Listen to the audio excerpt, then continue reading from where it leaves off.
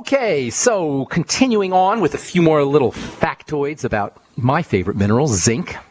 Before we get into our next prostaglandin supporting nutrient, prostaglandins are those signaling molecules that are responsible for inflammation and anti-inflammation, and prostaglandin deficiencies are associated with all kinds of immune disorders and inflammatory disorders and health issues in general. Anything you could do to support prostaglandin production in the body is going to be in your health interest. Of course, essential fatty acids, the ultimate EFAs, those are the raw materials for prostaglandins, but then converting those EFAs, your ultimate EFAs and your ultimate EFA plus, into prostaglandin requires cofactors. Zinc is one of the most important of the cofactors, in addition to being a very important building mineral, along with calcium and magnesium.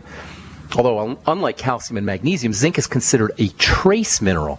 That means you only need tiny amounts, milligram amounts. 50 milligrams a day is plenty zinc, the RDA, or recommended daily allowance, or as I like to call it, the ridiculous deficiency allowance. The RDA, the pathetically low minimum requirements that the government, or whoever it is that sets these RDAs, the scientific board that sets these RDAs, claims you need only a couple milligrams or 5 or 10 milligrams of zinc. You probably need around 50 milligrams of zinc. In any case, that's a tiny little amount compared to calcium and magnesium, which are macro minerals, but that tiny little amount of zinc is really, really important. If you don't have that tiny little amount of zinc, you can run into all kinds of health issues, not the least of which are an inability to make signaling molecules like prostaglandins.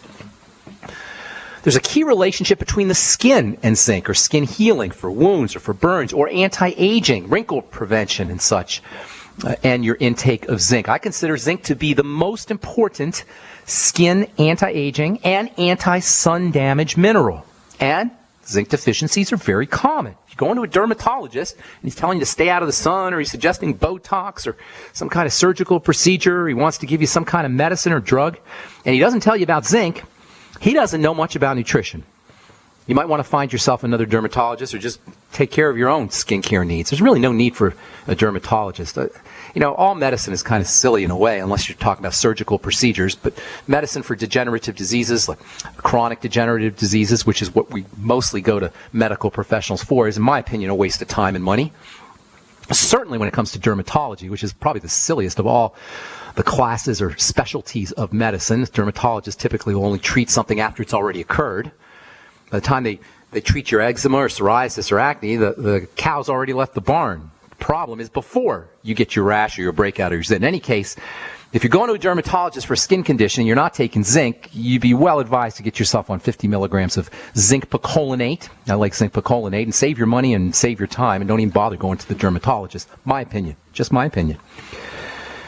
In any case, this really interesting role that zinc plays when it comes to skin health can be applied to the inside skin of the body. Yes, you have skin on the inside of your body. That's called your digestive tract lining. The lining of the digestive tract, the tube of your digestive, the tube that's called your digestive tract, your digestive system, especially the intestine. The lining of the intestine is similar to the lining on the outside of the body, i.e. the skin. Thus, it should come as no surprise that zinc is also very helpful for healing wounds and leaky gut syndrome and problems with with cell growth in the inside of your body as well as on the outside of your body. Zinc for the digestive system. In fact, there's a really interesting digestive health supplement that not a lot of folks have heard about called Zinc Carnosine. And that's carnosine, not carnitine. C-A-R-N-O-S-I-N-E, as opposed to the amino acid carnitine. Carnosine is actually a double or a di-amino acid, dipeptide. It's made up of 2 amino acids. Carnitine is a little bit different, with a T-I-N-E as opposed to an S-I-N-E. Zinc carnosine has been used in Japan for many years, recently become, actually over the last 10 years or so, it's become available in the United States. Zinc combined with carnosine has some really interesting properties. Now, zinc on its own is going to give you some nice healing properties and antioxidant and anti-inflammatory properties. And carnosine on its own is one of the most important anti-aging nutritional supplements you've probably never heard of. Carnosine can actually protect your skin from some of the troubling effects associated with high blood sugar. Carnosine can also help stabilize blood sugar inside the body. But when zinc and carnosine are put together, when they're magnetically connected to each other via a process called chelation, they actually act synergistically. They can produce this powerful healing substance called zinc carnosine, which is way more potent than zinc by itself or carnosine by itself. Zinc carnosine is especially effective against a bacteria, a germ called H. pylori. Some of you guys have heard of H. pylori. H. pylori infection is very, very, very common and notoriously difficult to eradicate.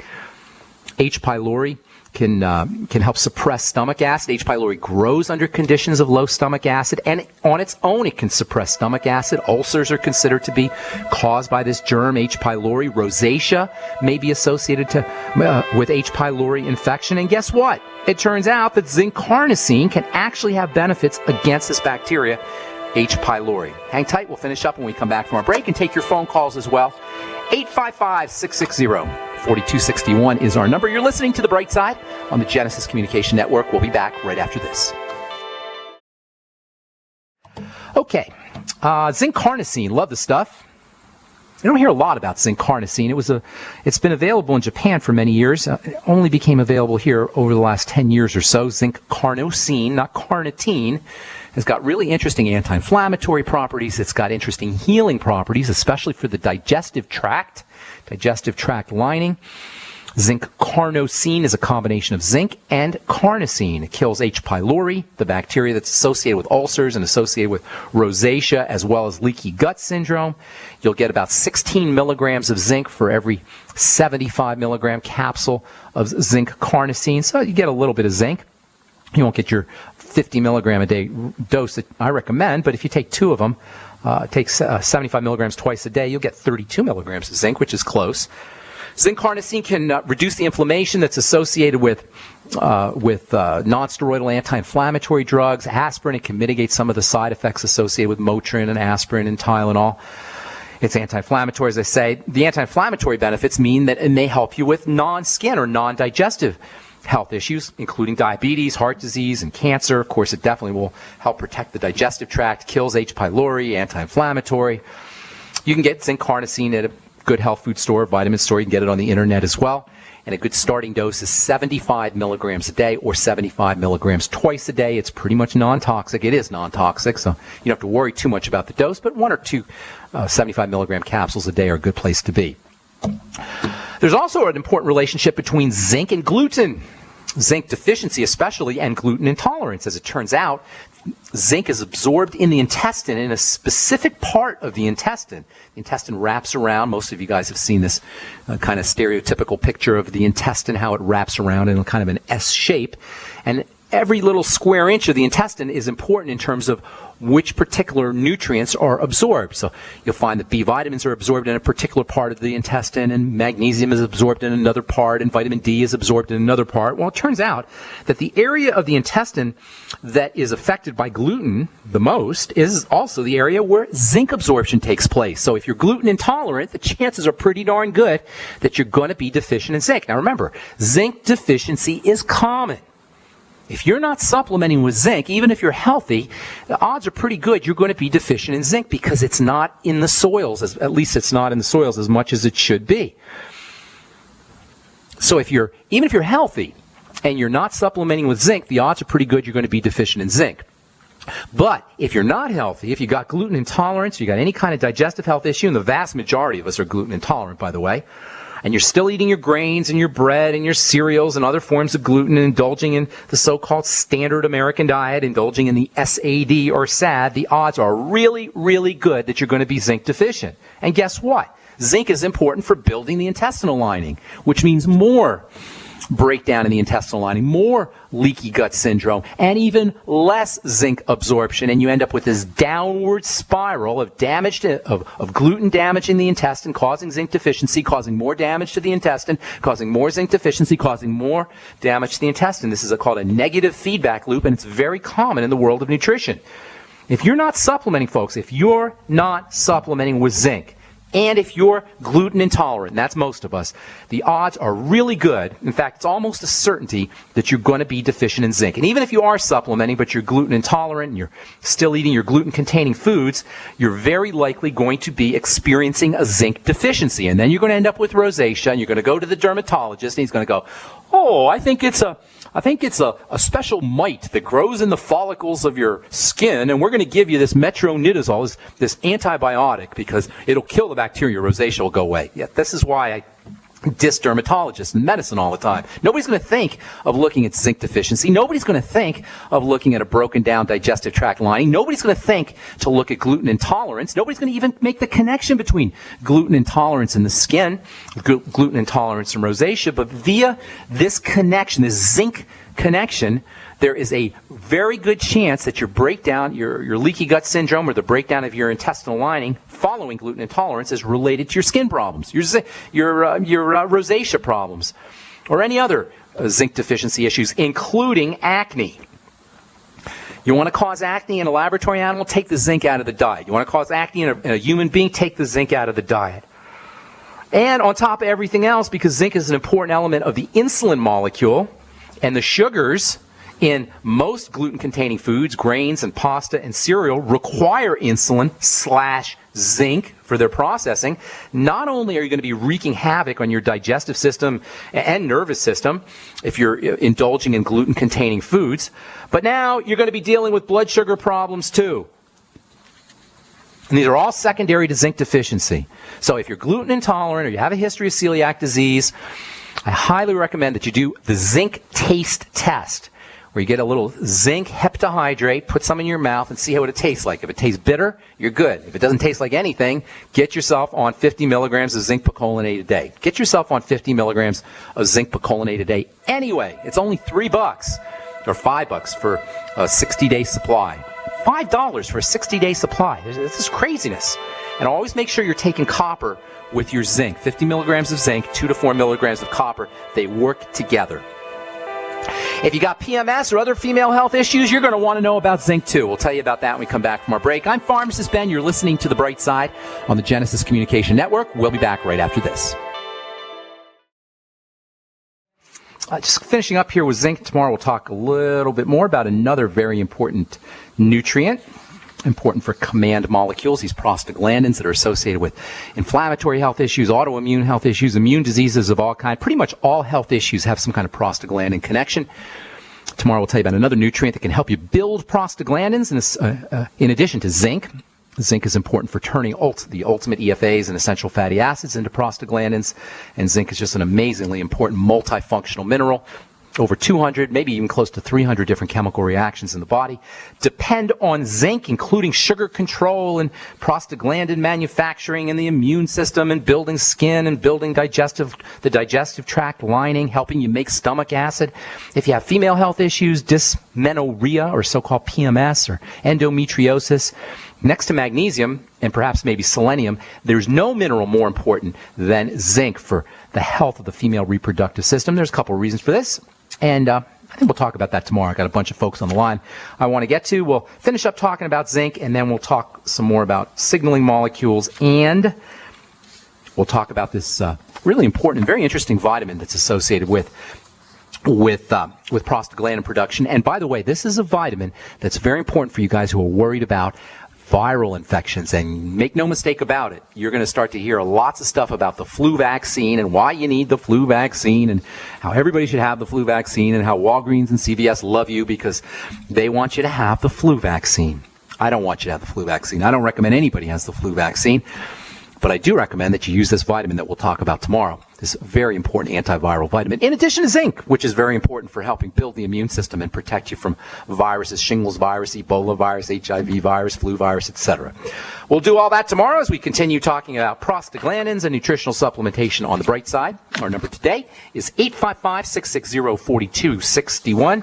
If you're in the Minnesota area, I should tell you that I'll be doing a talk at the Faith Tabernacle Gospel Fellowship International Church, Monday, November 17th, a week from this Monday. Call Clinton Scott at 763-221-8432. That's 763-221-8432. If you're interested in coming by, it is a RSVP lecture or talk, and the seating is limited, so try to call Clinton at 763-221-8432 and let him know you're going to be coming by. Okay, 855-660-4261 is our number. Let's hit the phones and go to Texas and welcome John from Austin to the bright side. What's up, John? How you doing? I'm doing good, Ben. Long-time caller. I wanted to ask you, and I kind of did, but I never got around to getting the whole answer. It's about I have a subdural haematoma that I got hit with a branch, and so I'm wondering what are the specific longevity what can you do that I should be buying? Before I even start, let me ask you, what is your, I assume you're not a physician or a medical professional, you're a regular guy, and a regular John or Joe, as the case may be.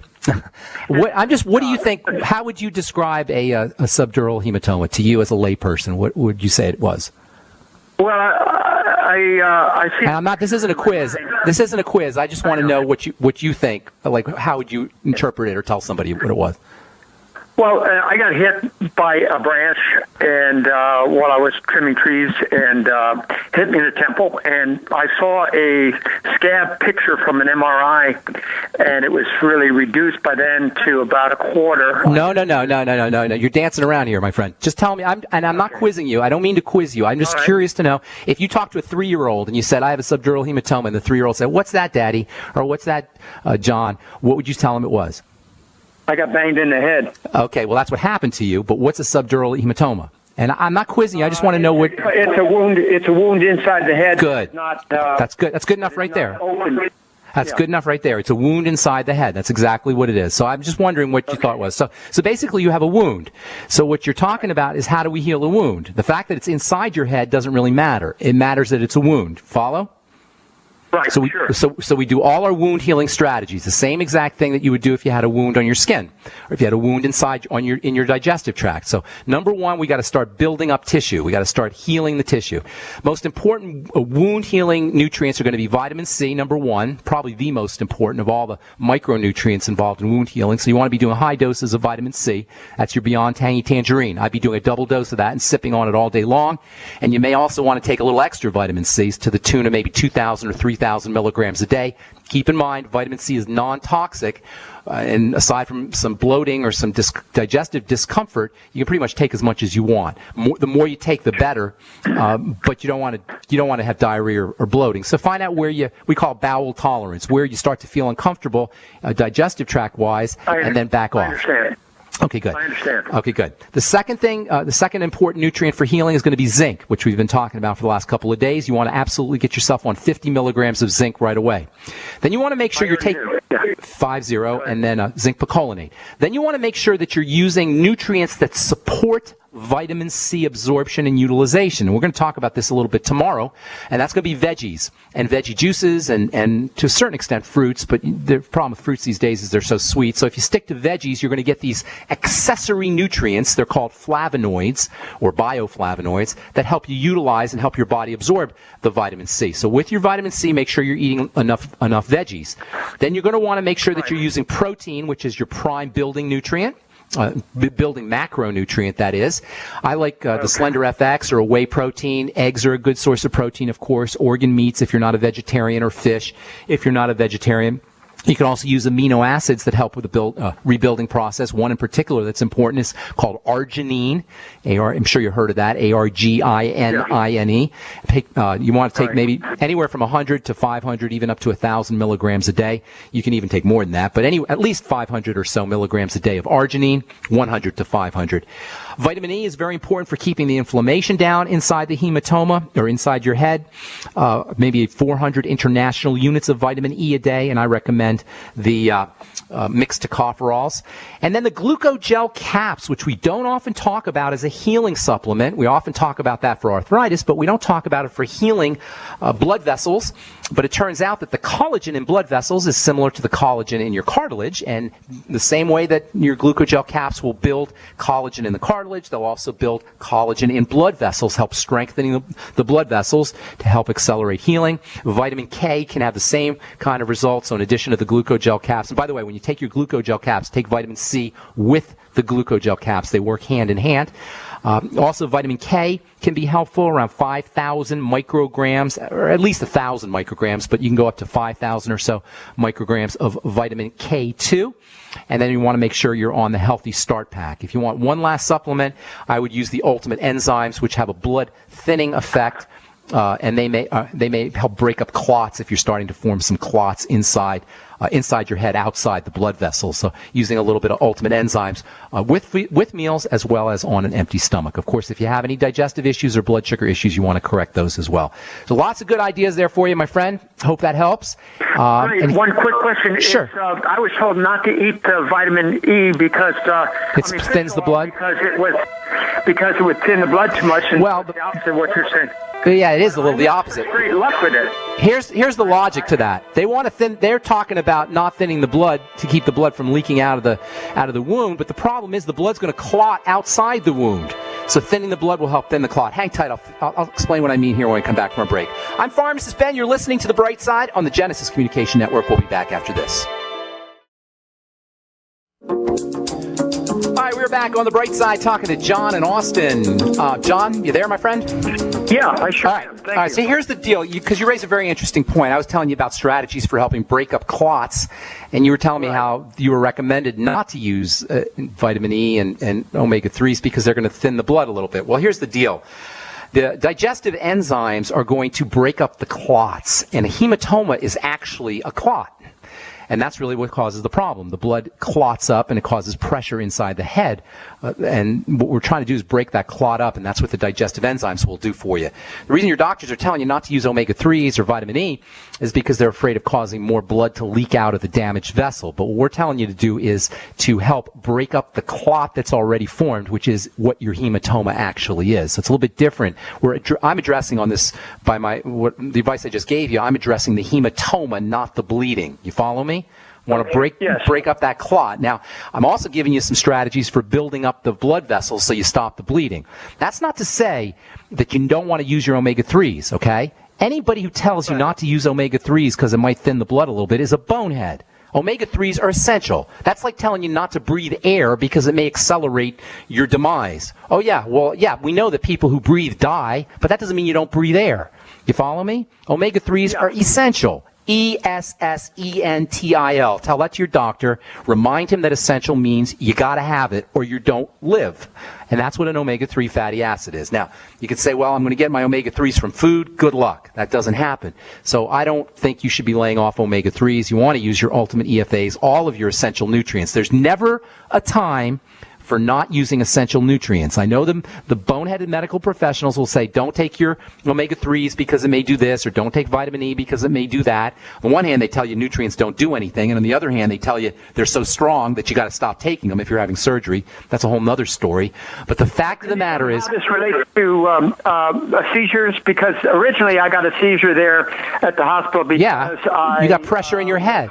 Well, think of your head as like he told me it was that the blood was irritating the brain. And basically, let's put it this way: if you drop your radio in the bathtub, is it going to work really well? No, because you've got all kinds of water in the electrical circuitry. Well, it's the same thing in your brain. You've got fluid in your electrical circuitry. Just like your radio isn't going to work if you drop it in the bathtub, your brain isn't going to work as effectively if it's soaking in blood. So yes, that makes perfect sense that you could have a seizure and the blood will irritate the nervous system, the central nervous system, and the brain as well. So yeah, it makes perfect sense. So you got two things you want to do here. You want to break up that hematoma, the clot, and that you use your digestive enzymes to do that, and then you want to repair the blood vessels using all the strategies I just gave you: zinc, vitamin C, glucogel caps, protein, essential fats, etc. And you always want to make sure you're on all your essential nutrients, the Mighty 90 essential nutrients, whether you're in surgery or whether you're recovering or whatever. You always need the Mighty 90 essential nutrients, the Healthy Start Pack. IMO, in my opinion. Okay? I use them. I use them very much. I have other questions, but I'll let it go for this. All right, call me back. Call me back if you want. I appreciate it, Ben. Thank you. God bless you, my friend. Thank you. Good luck with everything. Rhadma in Texas. Did I say that right? Rhadma? Rhadma? Do we have Rhadma in Texas? Rhadma? Hey, good morning. Hey. Good morning. How you doing? Yeah, good. Thank you very much for taking my call. Sure. I already ordered. I would like to find the right supplements to use it for me. For what? I started with the thyroid. And that is 5 years back, and then started with autoimmune disorders, renal. Okay, I get the picture. I get the picture. Psoriasis, skin, dry skin, all the. No. You got a whole. I get the picture. Here's the thing: if you describe every single symptom in the body, we'll be on the air for 2 hours, and it won't even matter because the problem is underneath the symptoms. The symptoms are the leaves on the tree. The problem is the tree. You follow me, Rhadma? You don't have a leaf problem, you got a tree problem. So you mentioned the thyroid. Everything follows the thyroid. There's no such thing as a disease state. There is no such thing as a chronic degenerative disease. There is no such thing as a health challenge aside from mechanical or traumatic challenges. There's no such thing as a degenerative health challenge that does not involve the thyroid. They all do, whether or not your doctor told you you were hypothyroid. So yes, I understand that dry skin and you probably have some eye problems and autoimmunity, all of that, that's going to follow the thyroid issue. So we got to address the thyroid first. But the thyroid itself is secondary. The thyroid itself is secondary to blood sugar problems and digestive health problems. So we can cut right to the chase and take care of everything by addressing your digestive system and by addressing your blood sugar system. Number one, Rhadma, my dear, you sound like you're in your 40s, right? At least 40-year-old or 50s, okay. So I guarantee you probably know this, that you've had some kind of long-standing digestive health issues, correct? Long-standing. Okay. So this is the source of everything. Go ahead. I'm sorry. But I am following naturopathy. Okay, that's good. I stopped doing it, and that's good. Now a little bit better.